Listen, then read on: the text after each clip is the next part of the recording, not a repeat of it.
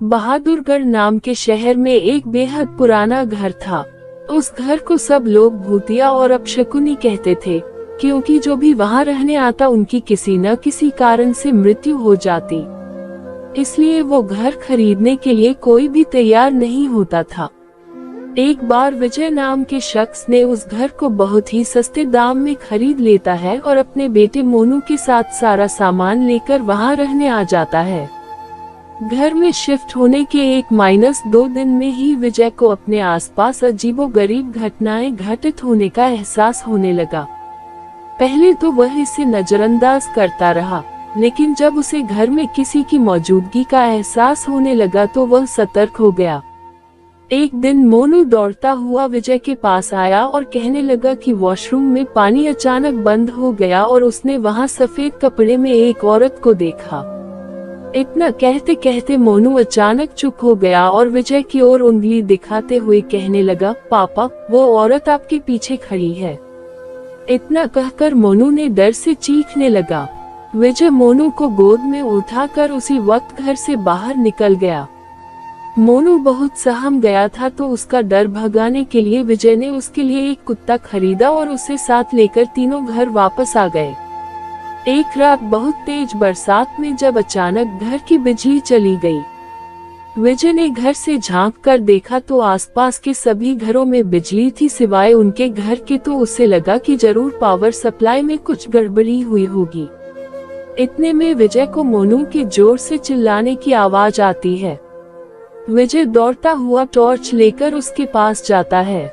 मोनू को दोबारा से घर में वह औरत दिखाई देती है।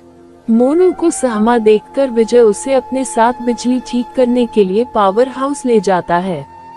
उनका कुत्ता भी यहाँ वहाँ देखते हुए जोर जोर से भौंकने लगता है। विजय को आभास होता है कि कोई उनके पीछे पीछे आ रहा है। पावर हाउस का दरवाजा खोलते ही विजय को सामने एक लाश दिखाई देती है।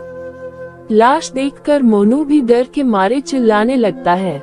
विजय अपने बेटे को लेकर तुरंत दरवाजा खोलकर घर से बाहर भागने की कोशिश करने लगता है।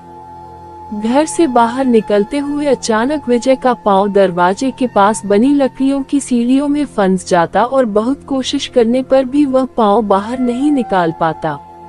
मोनू अपने पापा को बाहर खींचने की कोशिश करता है, लेकिन काफी प्रयास करने पर भी वह विजय को बाहर नहीं निकाल पाता।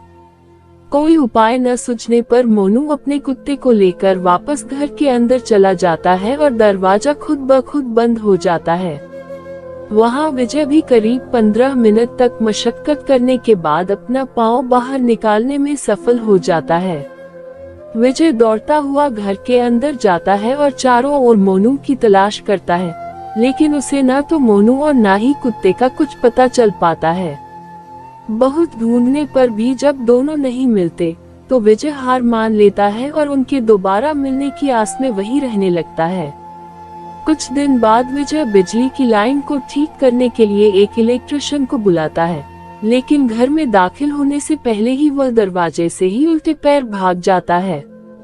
विजय के पूछने पर वह कहता है कि आपके घर में एक औरत, एक बच्चा और एक कुत्ते का भूत दिखाई दे रहा है।